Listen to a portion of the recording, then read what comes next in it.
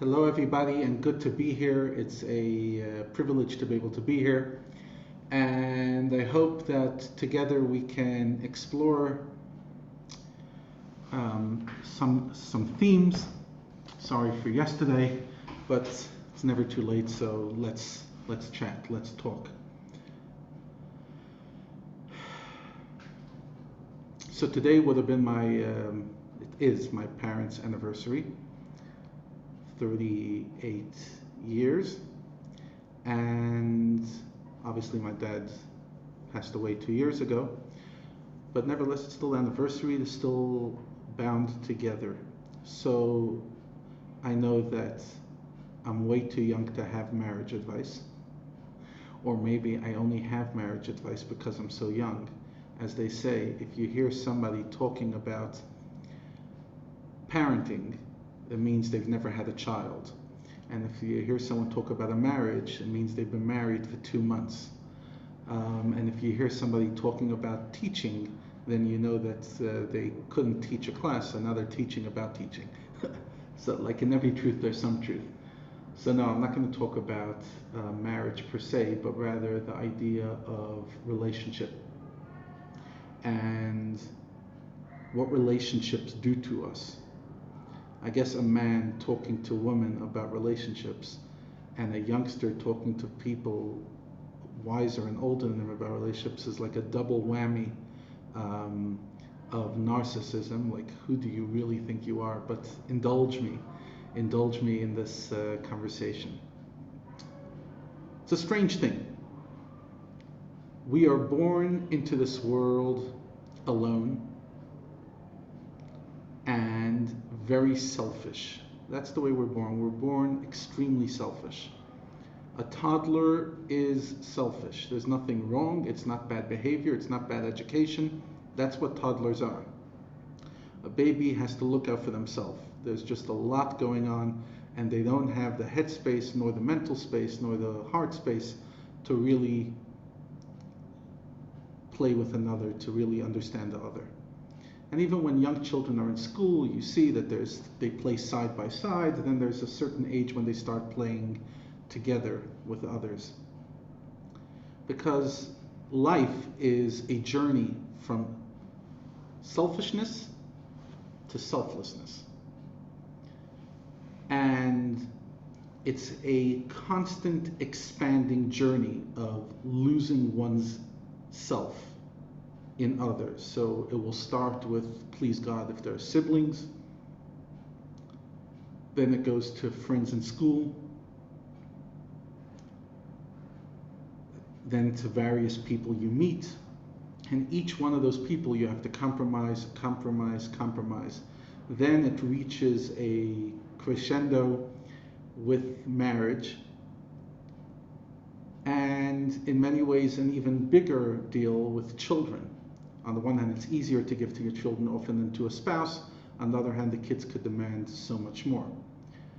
So as you're going and growing in life, the person is focusing less and less on self and more on the other.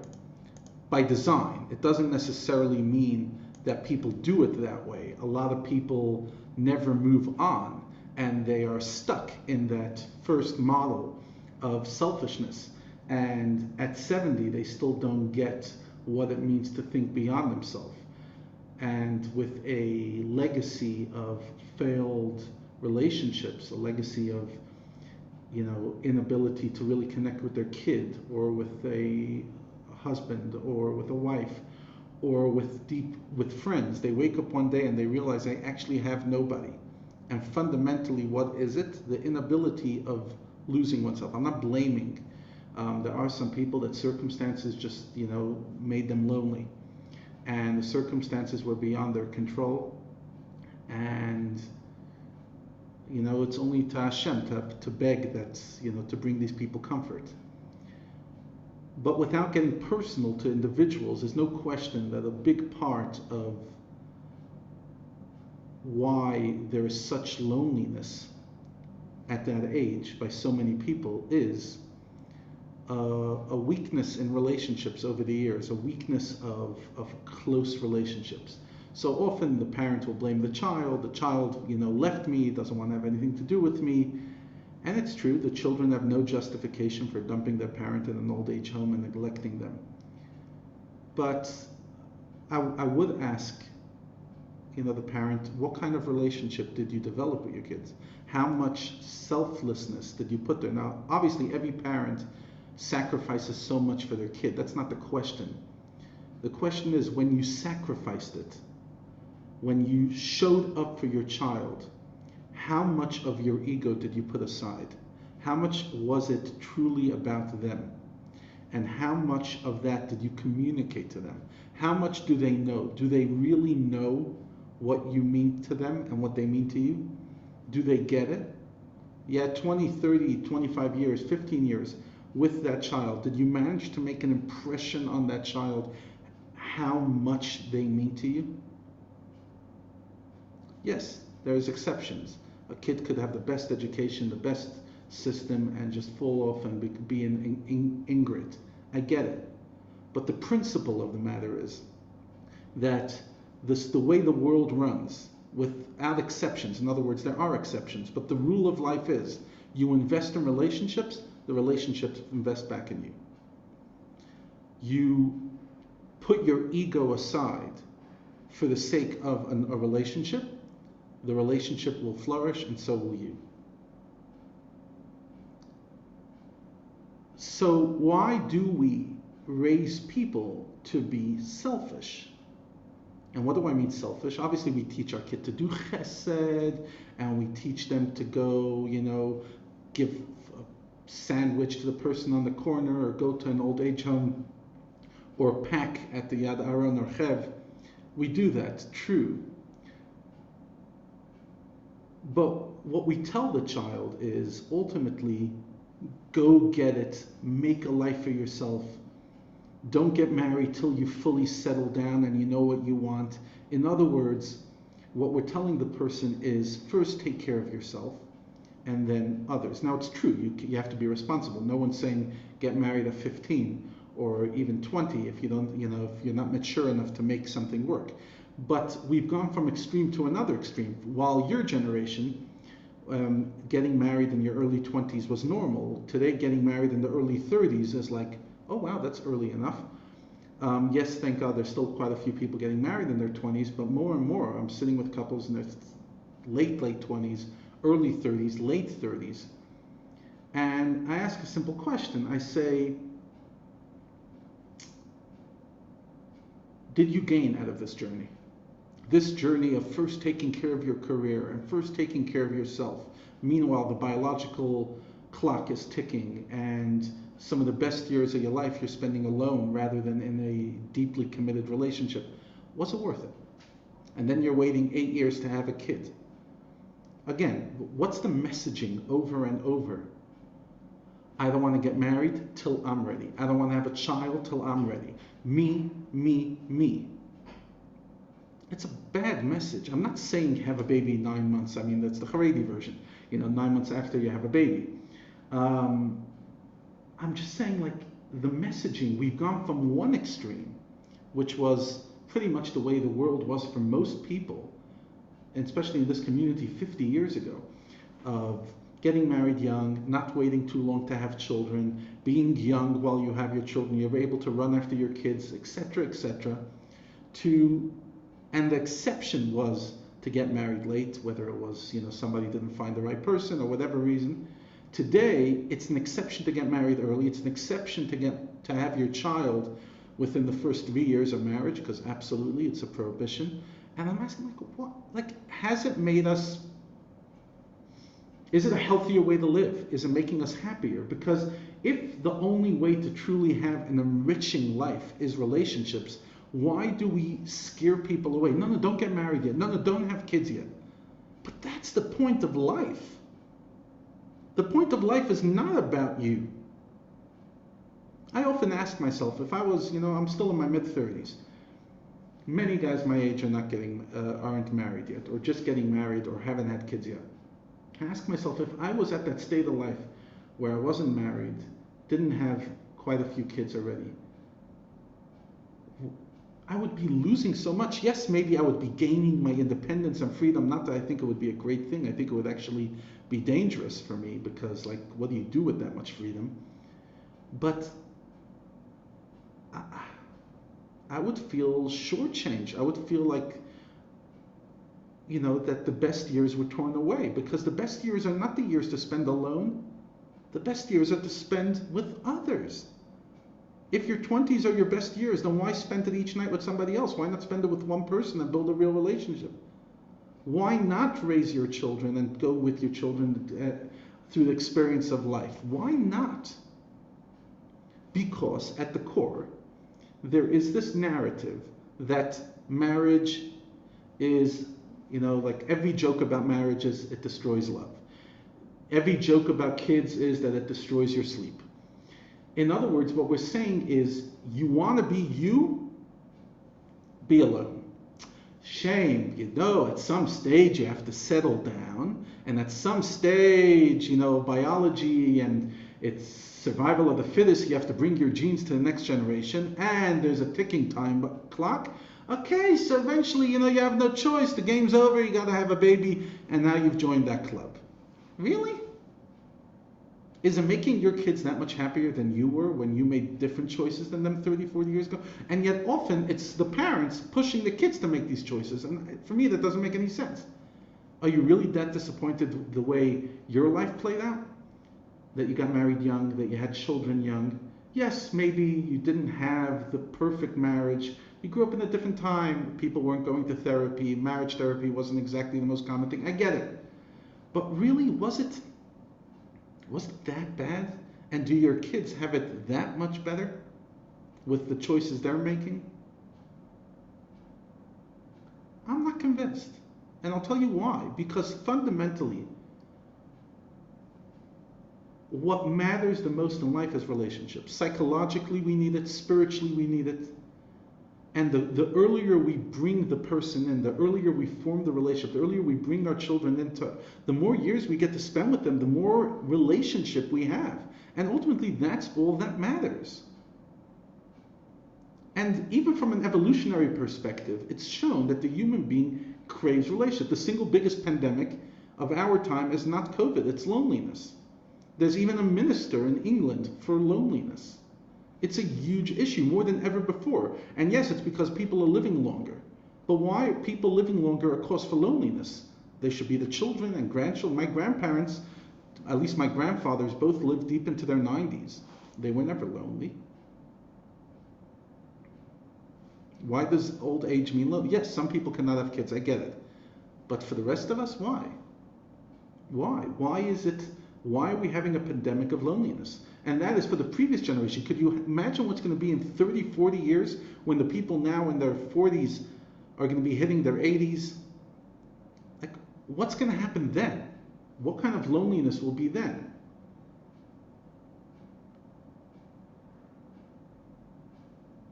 I was watching this Holocaust survivor, a woman just passed away. And she has hundreds of descendants, and a few years ago she brought all her descendants to the Kotel together with her, and she took a picture. Yes, raising, big family, whatever a big family by your definition is, 5 kids, 10 kids, 15 kids, whatever, is a big deal. But the more you give to others, the more you'll get back. It's just the reality of life. I've always thought of it that the more selfless you are during your mid-years, the more selfish, but not in a bad way, the more you'll be cared for, the more you'll be loved, the more you'll be pampered later on. My grandfather, my father's father, he passed away in his mid-90s, and the last few years he was very sick. And his wife, my grandmother, passed away quite a few years before him, about 16 years before him, and she was much younger than him, so pretty much after she passed away, he moved into his children and spent one daughter 5 years, another daughter 5 years, and finally the other daughter 5 years, plus minus. And especially in the later years, he couldn't be left alone at night. He would get up, have to go to the bathroom, someone always had to be there. And every single night, of every single week for years, a son or daughter of his would sleep there. Not much sleep, pretty much sit on the couch and be there for my grandfather. And twice my father was unable to do it, so I did it. Because my father would have his turn once in a week or once in 10 days, where pretty much he didn't sleep a whole night just for his father. And I was there. I remember it was quite, overwhelming and traumatic, and taking my grandfather and just hearing how much effort everything is. But on the other hand, it was such a lesson in Kibud Av V'Emer, in honoring father and mother. And every single Shabbos for years, I didn't daven in shul. I davened at my grandfather, because we opened a little shul. It wasn't a shul. It was pretty much in the house he was staying by my aunt. Every Shabbos, we would, the cousins and uncles would all come together, and we would have a minyan. Friday night, Shabbos morning, Rosh Hashanah, Yom Kippur, for one man. People didn't go to the shul they were members in just to make sure my grandfather had a minyan. And for me, that was a very, very powerful lesson. What it means to give back. What it means to give back. My grandfather had 15 kids, could barely afford it. Pretty much from the young teens, the kids had to support themselves. They could only go to the yeshiva that would accept them for free, and that's why my father and his brothers, many of them did not go to a Chabad yeshiva. They went to a Lithuanian yeshiva, Litvak yeshiva, but even though they came from a Chabad family, because that was the only yeshiva that pretty much offered them free tuition. And maybe he wasn't able to give them everything material, but not only didn't they resent it, they worshipped him till his last day. And when he passed away in his mid-90s, they were devastated, even though they were taking care of him for years.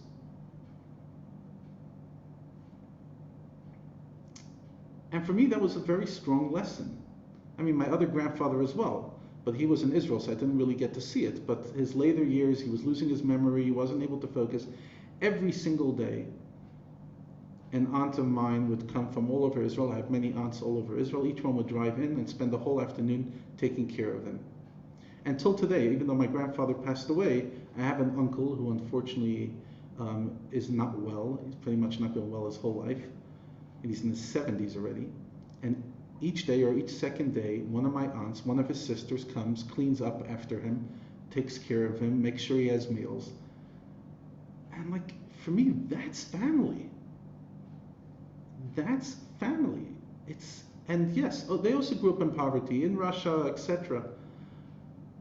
And I often wondered, the way we're raising kids today, we're pampering them rotten. 20 extramurals, first-class tickets, or if not first-class tickets, 5-star hotels, or both. And do our kids love us that much more after we've given that? In other words, is that what our kids need from us for them to love us, or is it just the knowledge that they are the most important thing? My grandfather in New York, my paternal grandfather, used to walk around and say, "I'm a billionaire," in Yiddish. "Ich bin a millionaire, ich bin a billionaire." And he was talking about his kids, because the guy didn't have a penny. When he died, there was no fight over inheritance, because there was nothing to fight over. Maybe some debt. But he walked around screaming he's a billionaire, because he knew how much, he only got married at 36, but not because he couldn't, but because he was in the Gulag. He was arrested by the Soviets. And he married a woman much younger and had 15 children, and for him, that was everything. Everything. His kids were everything, his grandchildren were everything. Remember when he turned 90, we had this massive birthday party, and all my sister and my cousins, all those who were named after his wife, Chiena, so pretty much almost every family had one, all came, took a picture with him, and he was just glowing. These are my grandchildren named after my wife. It was everything. But again, he gave so little when it comes to physical, and yet they gave him so much back.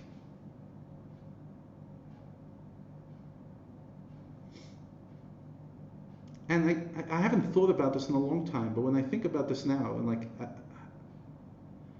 I see that my grandparents raised their kids with that culture of taking care.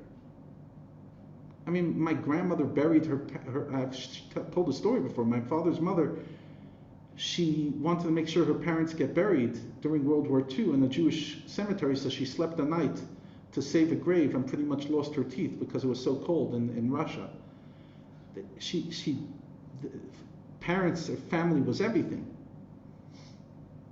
And my grandfather in Israel let his mother-in-law live with him for 40 years, even longer, even though she was quite a challenging person. And he never spoke against her. My point is that if we teach our kids values and love, then that's what they give back to us. But if we just give and we feel like a martyr, what do you mean I spend the whole afternoon driving my kids? That's not necessarily going to make our kids love us more. I don't think so. Doesn't seem to be a smashing model. Too many parents complain that their kids don't talk to them, or don't have a strong enough relationship, or are not loyal. It's the values. Kibbud Av V'em is one of the 10 commandments. If we inculcate it into our kids, the value of honoring, and they see it the way we honor our parents, then it plays out. But the point is that the more we are living a life of selflessness, of dedication, of values, the more our kids will see it, the more the people around us see it, the more our grandchildren see it, and it plays out. So my grandparents, none of them ever took me out to a coffee. Each one of them had over 100 grandchildren, and they couldn't afford a coffee, and chances are they barely even knew which grandchild is what. I mean, by the time I came into the family, they were quite old, and when my younger siblings came into the family, I mean, my younger siblings are now in their teens. They don't even know what a grandparent is. Pretty much all their grandparents passed away before they were born. But in many ways, I take more inspiration from them than most people take from the grandparents that they grew up with, because the values my grandparents lived with are so strong that I literally take inspiration from their story.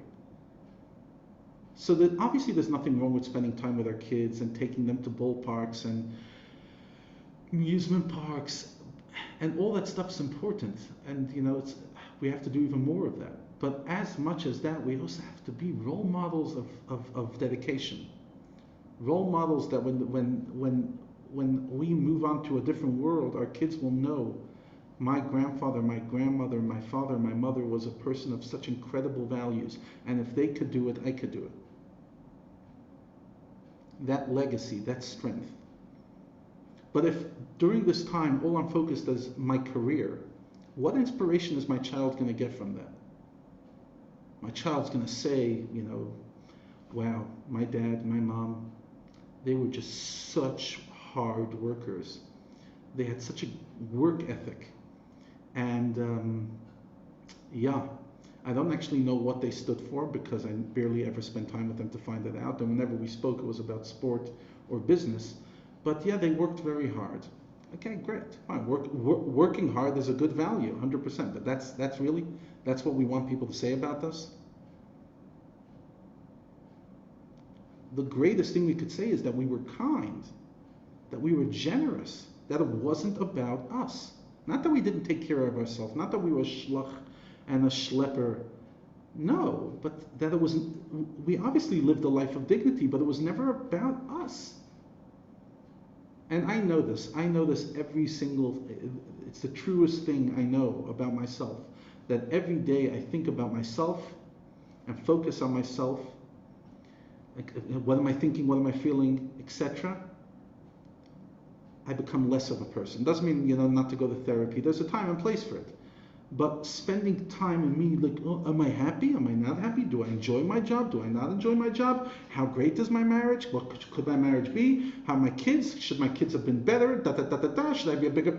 The more you focus on me, and what I think I deserve, the less happy you are. And the day that you just go out and say, okay, how can I help this person? How can I help my spouse? And what could I do for my kid? And what can I share and how much love can I ooze out to the people? Those are the days we feel good with ourselves. It doesn't even work from a psychological point of view to be selfish. It makes us miserable. Not only in our later on when there's nobody there for us, but even in the moment.